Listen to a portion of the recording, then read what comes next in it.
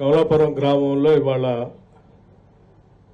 ఈ గోడౌన్ని 10 కోట్ల రూపాయలతో భూమి పూజ కార్యక్రమం చేసుకొని దాదాపు ఇది 10 మెట్రిక్ టన్నులు 10,000 5,000తో కలిపి 2 గోడౌన్లు 10,000 మెట్రిక్ టన్నుల కెపాసిటీతో ఇవాళ ఈ గోడౌన్ కమలాపురంలో నిర్వహించుకుంటున్నాం.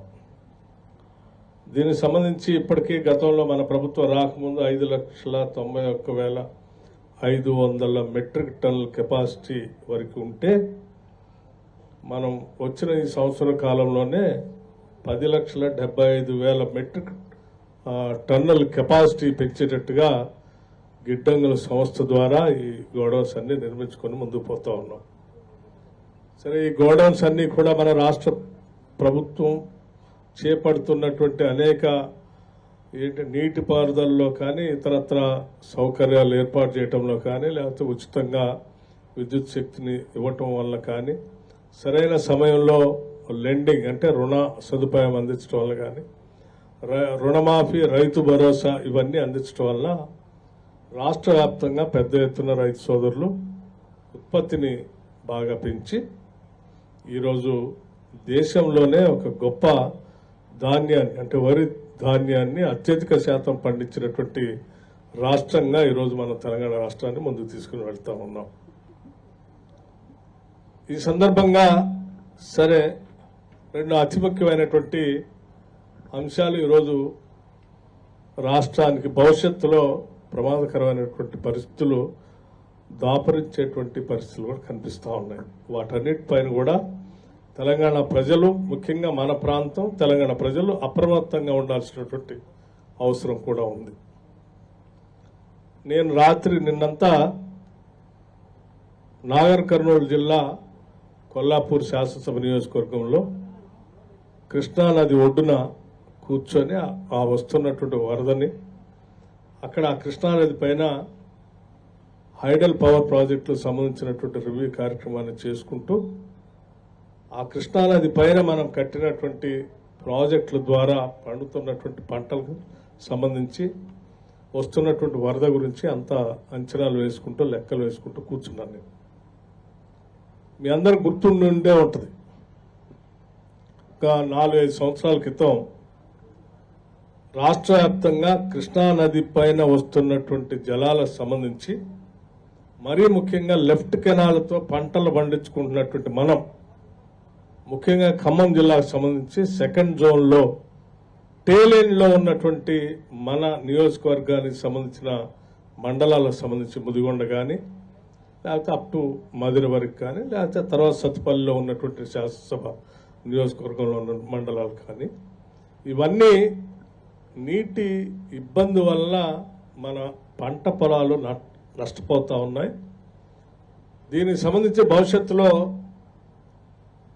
ఈ కృష్ణానది పైన ఆంధ్ర ప్రాంతానికి సంబంధించినటువంటి ప్రభుత్వం శ్రీశైలం పైన రాయలసీమ లిఫ్ట్ ఇరిగేషన్ అని చెప్పి కొత్తగా ఒక ప్రాజెక్టులు కడతా ఉన్నారు. ఆ రాయలసీమ లిఫ్ట్ ఇరిగేషన్ కడితే భవిష్యత్తులో శ్రీశైలం నిండటమే ఇబ్బందికరంగా మారుతుంది. ఒకవేళ శ్రీశైలం నిండకపోతే దాని కింద ఉన్నటువంటి నాగార్జున సాగర్ నిండదు. ఒకవేళ నాగార్జున సాగర్ నిండకపోతే లెఫ్ట్ కెనాల్కి నీళ్లు రావటం ఇబ్బందికరంగా మారుతుంది. అరకొరగా లెఫ్ట్ కెనాల్కి నీళ్లు వచ్చినా కానీ జోన్ 1లో ఉన్నటువంటి కొంత ప్రాంతానికి నీళ్లు వస్తాయి. జోన్ 2లో ఉన్నటువంటి ఖమ్మం జిల్లా ఇంకా చాలా ఎడారిగా మారే ప్రమాదం కూడా ఉంది.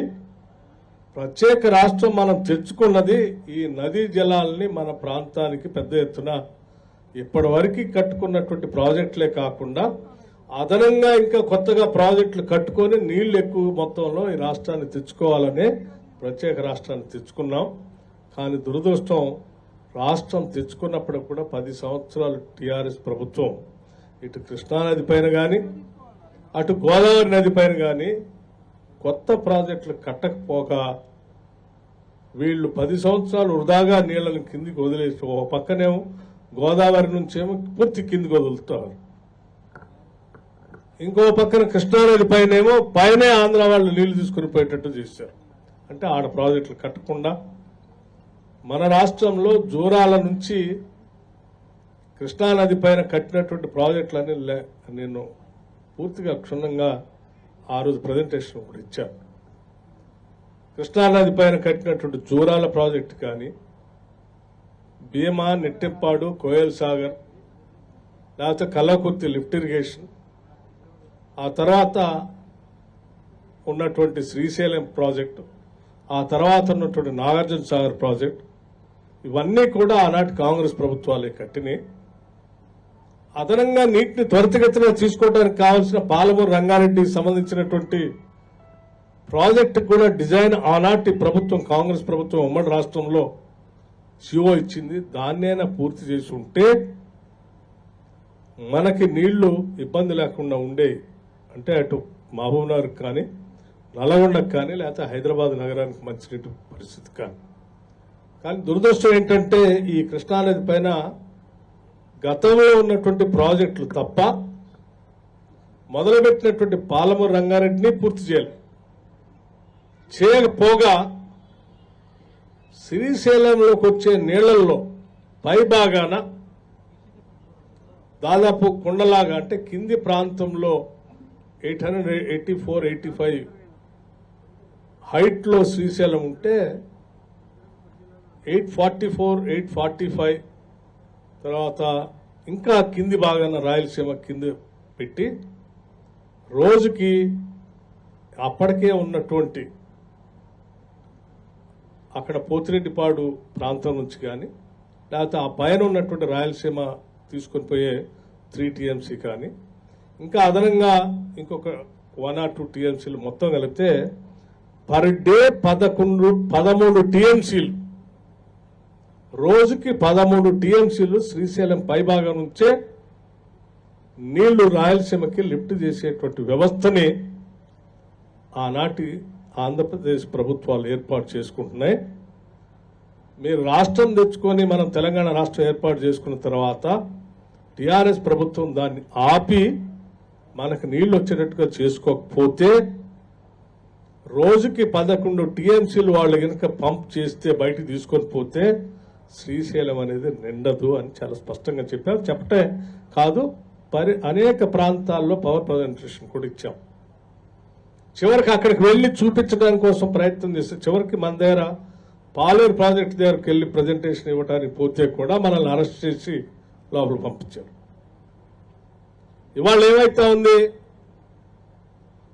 సాగర్ నుంచి వచ్చే లెఫ్ట్ కెనాల్కి మనకు వచ్చే ఇవాళ మనం ముదిగొండలో ఇవాళ పంట పండించుకుంటున్నామంటే కేవలం సాగర్ నీళ్లు రావటం వల్లే పంట పండించుకుంటున్నాం. సాగర్ నీళ్లు వచ్చేంత వరకు పరిసర ప్రాంతాలు మొత్తం కూడా జొన్న చేలు, బుడం దోసకాయలు ఏరుకోవటం తప్ప వేరేది లేదు మనకి. జొన్న చేలు, లేకపోతే అందులో ఉన్నటువంటి రేగి పళ్ళు, లేకపోతే బుడం దోసకాయలు, ఇది మన పరిస్థితి. మహానుభావులు గొప్పవాళ్ళు ఆ ప్రాజెక్టుని ఆనాటి కాంగ్రెస్ నాయకత్వం కట్టారు కాబట్టి నీళ్లు పారుతా ఉన్నాయి కాబట్టి 5 ఏళ్లతో మనం అన్నం తినగలుగుతా ఉన్నాం. ఇవాళ ఆ వచ్చే నీళ్లు ప్రమాదం ఏర్పడింది. సాగర్లో లెఫ్ట్ కెనాల్ నుంచి మనకు వచ్చేది నియరింగ్ అబౌట్ 1 TMCకి దగ్గరగా వస్తూ ఉంటాయి. పూర్తి TMC కూడా కాదు. అంటే 1 TMC పర్ డే సాగర్ నుంచి వచ్చే నీళ్లతో మనం ఇన్ని లక్షల ఎకరాలు పండించుకుంటున్నాం.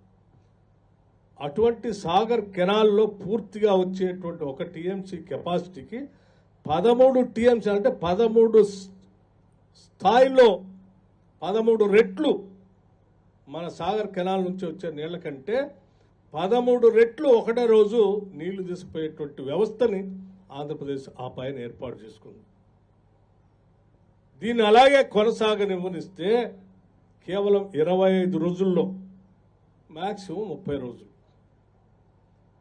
కేవలం 25 నుంచి 30 రోజుల్లో శ్రీశైలంలో ఉన్న నీళ్లు మొత్తాన్ని ఖాళీ చేసేంత స్థాయిలో వాళ్ళు అక్కడ వ్యవస్థను ఏర్పాటు చేసుకున్నారు.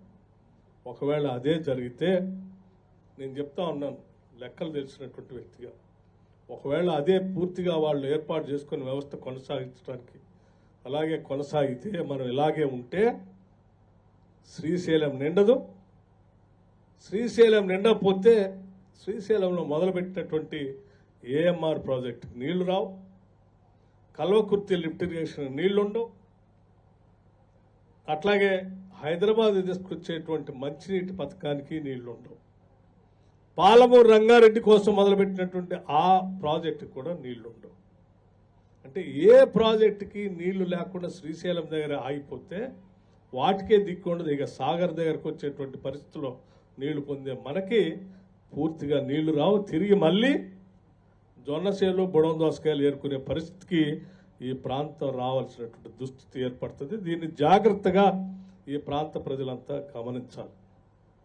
దీన్నే ఈనాడు ఈ రాష్ట్ర ముఖ్యమంత్రి రేవంత్ రెడ్డి గారు కానీ, ఇరిగేషన్ మంత్రి ఉత్తమ్ కుమార్ రెడ్డి గారు ఢిల్లీకి వెళ్ళి చాలా స్పష్టంగా చెప్పి ఆ 10 సంవత్సరాలు అడ్డగోలుగా ఆనాటి ప్రభుత్వాలు, ఇప్పుడు ఉన్నటువంటి ప్రభుత్వం మాకు అన్యాయం చేస్తూ ఆంధ్రాకి మేలు జరిగేటట్టుగా ఈ కార్యకలాపాలు చేసింది, దీన్ని ఆపాల్సిందే అని చెప్పి గట్టిగా వాదించి రాబట్టి కొంతలో కొంత ఆగి ఉందట.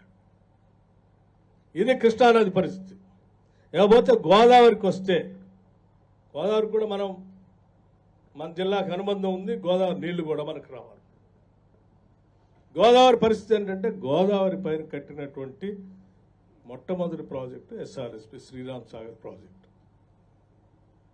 ఆ తర్వాత శ్రీపాద ఎల్లంపల్లి ప్రాజెక్టు ఉంది, ఆ తర్వాత దేవాదర్ ప్రాజెక్టు కట్టారు, ఆ తర్వాత తుపాకులగూడెం దగ్గర ఒక ప్రాజెక్టు, ఆ తర్వాత మళ్ళీ ఆనాటి కాంగ్రెస్ ప్రభుత్వం రాజశేఖర రెడ్డి గారు ముఖ్యమంత్రిగా ఉన్నప్పుడు రాజీవ్ సాగర్, ఇందిరా సాగర్ అని చెప్పి ఖమ్మం జిల్లాకు నీళ్లు రావటం కోసం డిజైన్ చేసి చెల్లారు. సో ఆ నీళ్లు వడివడిగా తెచ్చుకోవడానికి అవకాశం కోసమే మనం ప్రత్యేక రాష్ట్రాన్ని ఏర్పాటు చేసుకున్నాం.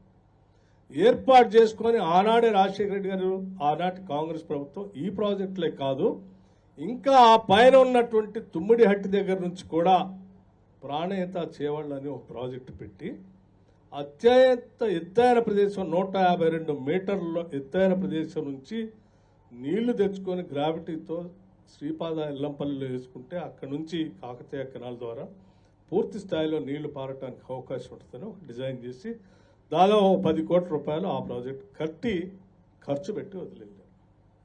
ఆ తర్వాత కింద దేవాదుల కోసం కాంతాన్పల్లి దగ్గర డిజైన్ చేశారు బ్యారేజ్ని. కింద వచ్చేవరకు మళ్ళీ రాజీవ్ సాగర్, ఇందిరా సాగర్ డిజైన్ చేసి సగం 50% ఖర్చు పెట్టిపోయారు. ఇటువంటి పరిస్థితుల్లో ఆ ప్రాజెక్టులన్నీ కంప్లీట్ అయితే కేవలం 4-5 సంవత్సరాల్లోనే కేవలం 42,000 కోట్లతో గోదావరి నది పైన దాదాపు 25-26 లక్షల ఎకరాలకి నీళ్లు పారాయి.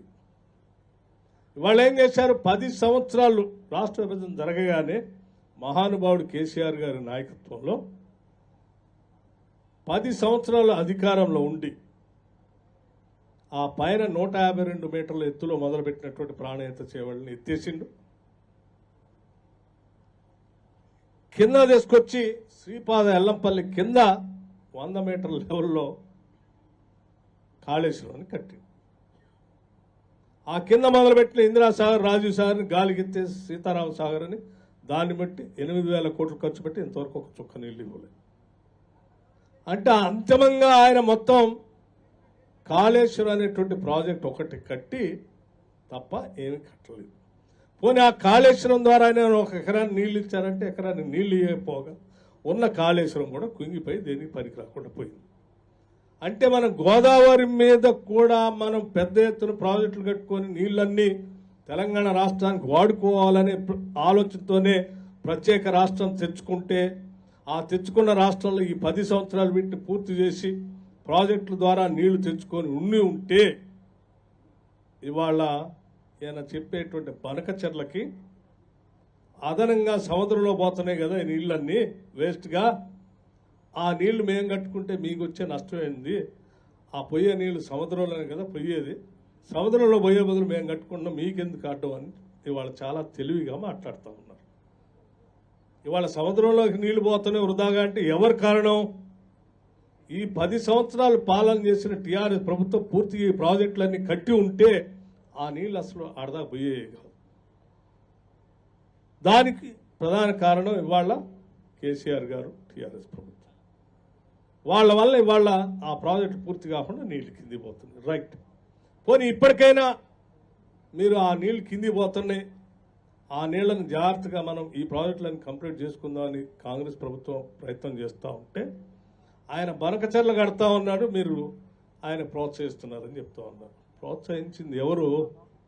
మీరు కదా. మీరు ప్రాజెక్టులు కట్టకపోబట్టి వాళ్ళ నీళ్ళు కింది పోతా ఉంటే వాళ్ళు బనకచెర్ల సముద్రంలో పోతాను నేను కట్టుకుంటానని అంటున్నాడు.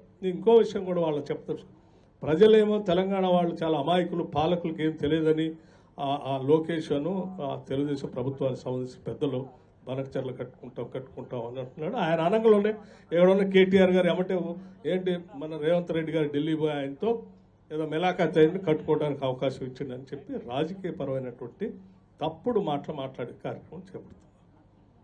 ఎవరు ఇవాళ కనుక రేవంత్ రెడ్డి గారు ఉత్తమ్ కుమార్ రెడ్డి గారు ఢిల్లీ పోయి ఆ బనకచెర్ల ఆపకపోయి ఉంటే వాళ్ళు మీరు వాళ్ళు బీజేపీ అందరు కలిసి కుట్ర చేసి మొత్తం తెలంగాణకు సంబంధించిన నీటిని ఖతం చేయాలనేటువంటి ఆలోచనతో బనకచెర్ల మొదలుపెట్టారు. ఇవాళ అదృష్టం కొద్దీ వీళ్ళు మేల్కొని ప్రజల కోసం ఢిల్లీ దాకపోయి దాన్ని ఆపి వచ్చారు కాబట్టి సరిపోయింది. లేకపోతే గోదావరిలో కూడా కృష్ణానదిలో జరిగే నష్టమే గోదావరిలో కూడా జరగబోయేటువంటి ప్రమాదం అంచులో ఉన్నాం. సముద్రంలో పోతా ఉన్నాయి మేము కట్టుకోవచ్చు కదంటే సముద్రంలో పోతున్నాయని ఇవాళ నువ్వు కట్టుకుంటే ఇంటర్నేషనల్ వాటర్ డిస్ప్యూట్స్ ప్రకారం జనరల్గా ఏంటంటే ఏ నది పైన ఎవరైనా ప్రాజెక్టులు కట్టుకొని ఉంటే ఖర్చు పెట్టుంటే పెట్టుబడి పెట్టుంటే దాని ద్వారా ప్రాజెక్ట్ పూర్తయి ఉంటే దాని ద్వారా ఆయకట్టు పారుతూ ఉంటే రేపొద్దున ఆ నదిలో నీటి పంపిణీ జరిగేటప్పుడు ఆల్రెడీ పూర్తయినటువంటి ప్రాజెక్టు సంబంధించి లెక్కలేసి దాని కింద ఆయకట్టు ఎంత పారుతుందో ముందు వాటికి నీటి కేటాయింపులు ఇచ్చిన తర్వాత మిగతా ప్రాజెక్టులకు ఇస్తారు. తెలంగాణలో మీ పుణ్యమా అంటూ ప్రాజెక్టులు పూర్తి కాలేదు. వాళ్ళేమో వాళ్ళ బనకచెర్ల కడతా అంటే రేపొద్దున గోదావరి నీటి పంపకం జరిగినప్పుడు బనకచెర్ల ఆల్రెడీ కట్టారు కాబట్టి దాని కింద ఆయకట్టు ఉంది కాబట్టి ముందు వాటి కేటాయింపులు చేసిన తర్వాత తెలంగాణలో మీరు కట్టేటువంటి ప్రాజెక్టుకి నీటి కేటాయింపులు ఇస్తామని ఆ పెద్ద మనుషులు చెప్తారు. సో జరగబోయే ప్రమాదం అది.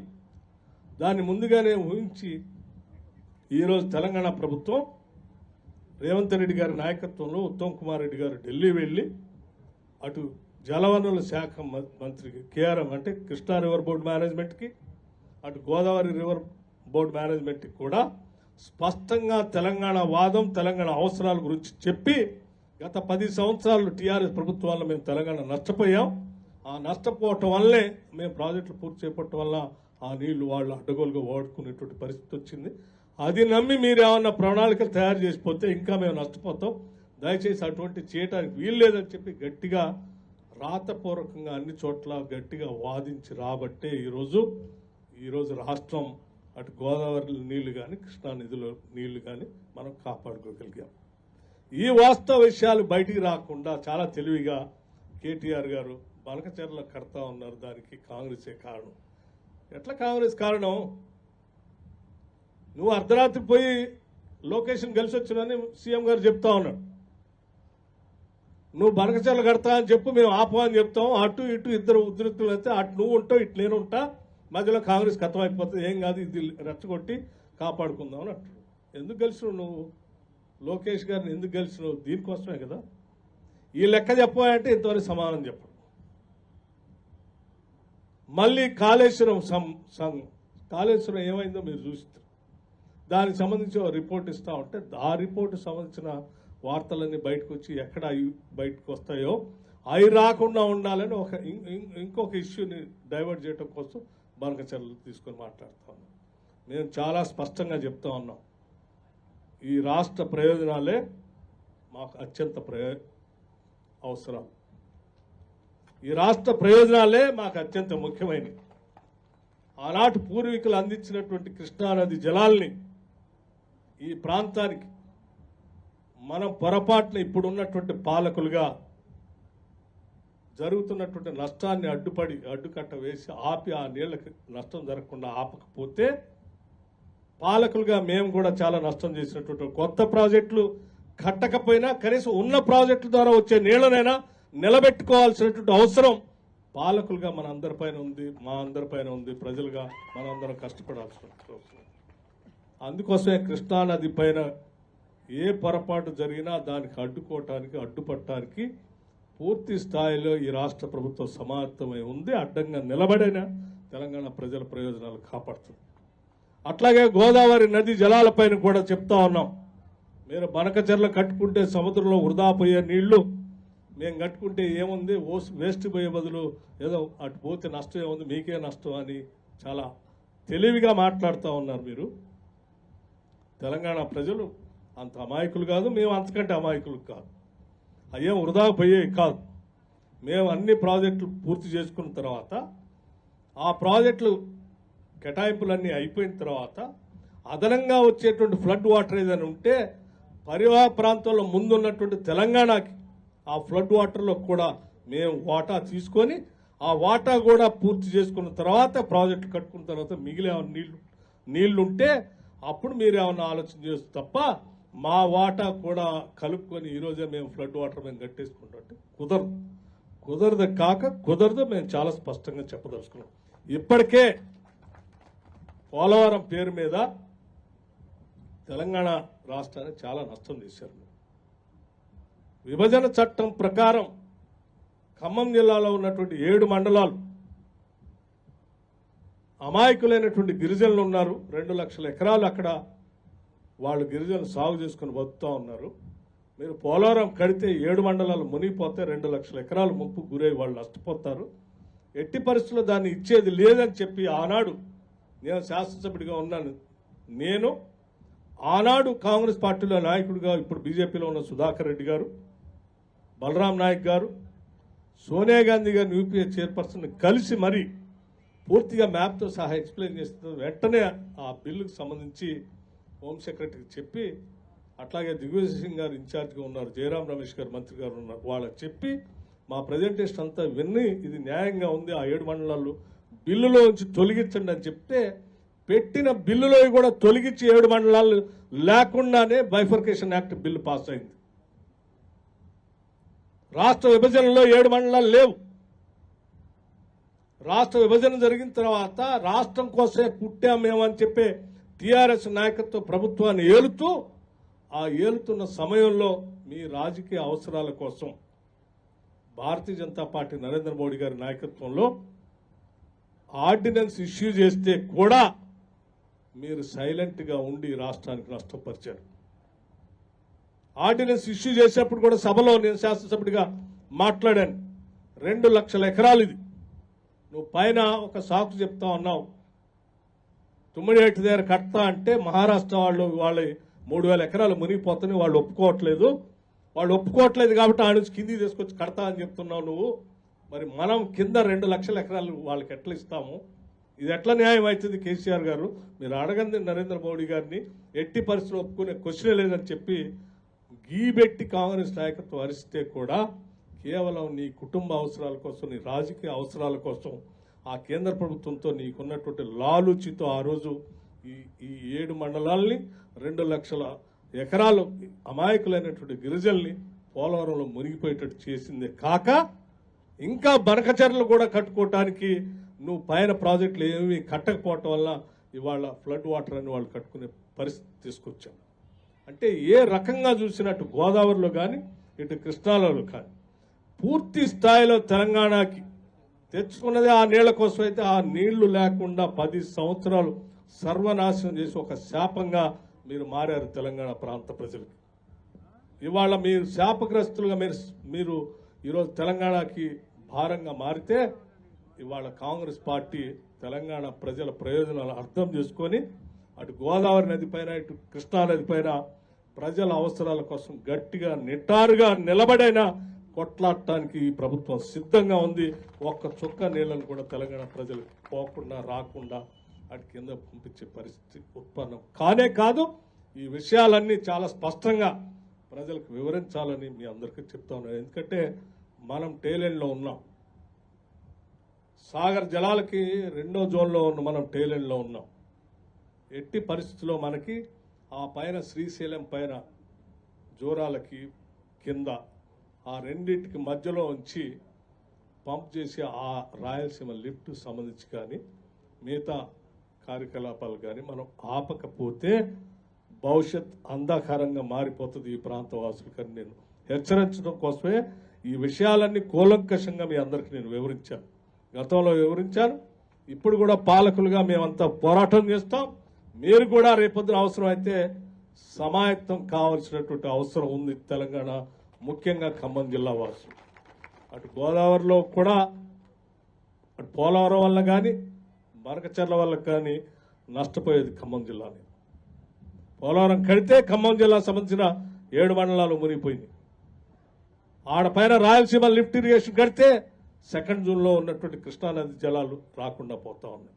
ఎటు చూసినా ఎక్కువగా నష్టపోయేది మనమే. కాబట్టి ఈ జిల్లా ప్రజలు సమాయత్తం కావాల్సినటువంటి అవసరం ఉంది. వాటిని ఆపుకొని ఈ మునక్కుండా చూసుకోవాల్సినటువంటి బాధ్యత కూడా. ఎందుకంటే పాపం అమాయకులైనటువంటి గిరిజనులు జిల్లా ప్రజలపై ఆధారపడి ఉన్నారు. వాళ్ళని రక్షించుకోవాల్సిన బాధ్యత కూడా మనపైనే ఉందని చెప్పి మీ అందరికీ చెప్తూ, మీ ప్రజాప్రతినిధిగా మధుర శాసనసభ నియోజకవర్గం నుంచి ప్రాతినిధ్యం వహిస్తున్నటువంటి వ్యక్తిగా తప్పనిసరిగా కృష్ణా జలాలపైన కొట్లాడతాం, బరాబరిగా కొట్లాడతాం, గోదావరి జలాలపైన కూడా కొట్లాడతాం అని చెప్పి మీ అందరికీ నేను మాటిస్తూ ముగిస్తా ఉన్నాను. నమస్కారం. జై హింద్. Thank you. అట్లాగే ఆ తల్లి ఉండమ్మా. అట్లాగే సరే, మన ప్రభుత్వం వచ్చిన దగ్గర నుంచి అభివృద్ధి కార్యక్రమాలకు సంబంధించి అభివృద్ధి కార్యక్రమాలు చేసుకుంటూ పోతూనే సంక్షేమ కార్యక్రమాలు కూడా మనం పెద్ద ఎత్తున చేపట్టి ముందుకు పోతా ఉన్నాం. ఇవాళ 95 లక్షల మంది కుటుంబాలకి, అంటే 1,15,00,000 కుటుంబాలు ఈ రాష్ట్రంలో ఉంటే 95 లక్షల కుటుంబాలకి వాళ్ళ సన్నబియ్యం ఇస్తా ఉన్నాం రాష్ట్ర వ్యాప్తంగా. ఇది దేశంలో ఎక్కడ జరగట్లేదు, కేవలం మన రాష్ట్రంలోనే ఇవ్వగలుగుతున్నాం. 51 లక్షల కుటుంబాలకి 200 యూనిట్లు ఉచిత పవర్ ఇస్తా ఉన్నాం, కరెంటు ఇస్తా ఉన్నాం. కేవలం గృహజ్యోతి సంబంధించి ముదిగొండ మొత్తం మండలంలో ఉన్నటువంటి డొమెస్టిక్ 84% అంటే 184 ఇళ్ళు ఈ మండలంలో పూర్తిగా ఉచిత కరెంటు పొందుతూ ఉన్నారు. ఇది it's not a small number. అట్లాగే ఈ 95 లక్షల కుటుంబాలకి రాజీవ్ ఆరోగ్య 10 లక్షల కార్డు అందుబాటులోకి వచ్చింది. ఇవాళ ఇందిరమ్మ ఇల్లు అన్నప్పుడు ఉండమ్మా, ఇల్లు అన్నప్పుడు ఉండనాన్న, ఇళ్ళ గురించి మనం అందరం ఈ ప్రభుత్వానికి మానవీయ ఆలోచన ఉంది కాబట్టి, దృక్పథం ఉంది కాబట్టి, ఇల్లు లేనటువంటి పేదవాళ్ల పరిస్థితి ఏంటో తెలిసినటువంటి వాళ్ళం ఈరోజు ఈ రాష్ట్రాన్ని పాలిస్తున్నాం. కాబట్టే ఇవాళ ఎంత ఖర్చైనా సరే 22,500 కోట్ల రూపాయలు ఇళ్లకు సంబంధించి ఇందిరమ్మ ఇళ్ల కోసం ఖర్చు పెడతా ఉన్నాం. ₹1, ₹2 కాదు, 22,500 కోట్ల రూపాయలు. ఒక్కొక్క ఇంటికి 5 లక్షల లెక్క 4.5 లక్షల ఇళ్లు మొదటి సంవత్సరం శాంక్షన్ చేశాం. ఎందుకు శాంక్షన్ చేయటమే కాదు, మీ అందరికి విజ్ఞప్తి కూడా చేస్తా ఉన్నాం. ఏదో శాంక్షన్ చేసి వదిలేస్తున్నారంటే కాకుండా అధికారులతో మేమే ఒత్తిడి చేపిస్తున్నాం. తొందరగా కట్టండి. వారం బిల్లు ఇస్తామని చెప్తా ఉన్నాం. వారం బిల్లు ఇస్తామని చెప్తున్నాం. ఎవరిది ఆపేది లేదు. కట్టండి తొందరగా. ఎందుకంటే మాకు తెలుసు వాళ్ళ బాధ ఏంటో, వాళ్ళ ఆవేదన ఏంటో తెలుసు. ఇల్లు లేకపోతే ఆ కుటుంబం యొక్క పరిస్థితి ఏంటో తెలుసు. కాబట్టే ఈరోజు పెద్ద ఎత్తున ఆ కార్యక్రమం చేపడతా ఉన్నాం. పిల్లలంతా చదువుకోవడానికి young India integrated residential school English medium పాఠశాలలు పెడతా ఉన్నాం. పేద బడుగు బలహీన వర్గాలకు సంబంధించినటువంటి వాళ్లే కాకుండా అన్ని వర్గాల పిల్లలు ఒకటే పాఠశాలలో చదువుకుంటే ఒక వసుదైక కుటుంబం లాగా ఈ సమాజం ఎదగాలని, కులాలకి మతాలకి అతీతంగా అందరూ ఒక కుటుంబం లాగా ఎదగాలనేటువంటి ఆలోచనతో ప్రపంచ స్థాయితో పోటీ పడే స్థాయిలో ఈరోజు ఒక్కొక్క స్కూల్కి 200 కోట్ల రూపాయలతో 25 ఎకరాల ప్రాంగణంలో ఇవాళ పాఠశాలలు శాంక్షన్ చేసి దాదాపు 104 స్కూల్స్ శాంక్షన్ చేసి ముందుకు పోతా ఉన్నాం. ఇది ఈ రాష్ట్ర ప్రభుత్వం ప్రజలపై ఉన్నటువంటి ప్రేమ, అభిమానం. అందుకోసం ఇవాళ చేయగలుగుతున్నాం. మహిళల కోసం మేము 20,000 కోట్లు వడ్డీ లేని రుణాలు ఇస్తాం. 1,00,00,000 మంది మహిళలు కోటీసులు చేస్తామని ముఖ్యమంత్రి గారు ప్రకటన చేస్తే చాలా నవ్వారు. 20,000 కోట్లు ఇస్తారట. నేను చెప్తా ఉన్నాను, మీరు గట్టిగా ప్రకటన ఇవ్వండి, 100% మనం చేయగలం. ఎవడైనా నవ్వితే కూడా సమాధానం చెప్తామని చెప్పాం. మొదటి సంవత్సరం 20,000 కోట్లు కాదు, 21,000 కోట్లు దాటి వడ్డీ లేని రుణాలు ఇచ్చాం. 5 సంవత్సరాల్లో మహిళలకి 1,00,000 కోట్ల రూపాయలు వడ్డీ లేని రుణాలు ఇస్తాం. ఈ 5 సంవత్సరాల్లోనే మహిళలందరికీ 1,00,000 కోట్ల రూపాయలు వడ్డీ లేని రుణాలు ఇస్తాం. వాళ్ళందరితో వ్యాపారం చేపిస్తాం.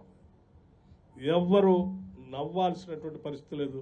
నవ్వినటువంటి వాళ్ళకి పని ద్వారా సమాధానం చెప్తామని కూడా ఈ సందర్భంగా మనవి చేస్తూ, ఉద్యోగస్తుల కోసం, వృద్ధుల కోసం, మహిళల కోసం, యువత కోసం, గ్రామీణ ప్రాంతాల్లో ఉన్నటువంటి రైతాంగ సోదరుల కోసం రైతు భరోసా ఇవ్వరన్నారు. ఏం చేశాం? మీలాగా నెలల తరబడి చేయలే. మేము 9 రోజుల్లో 9,000 కోట్లు ఇస్తామని చెప్పాం.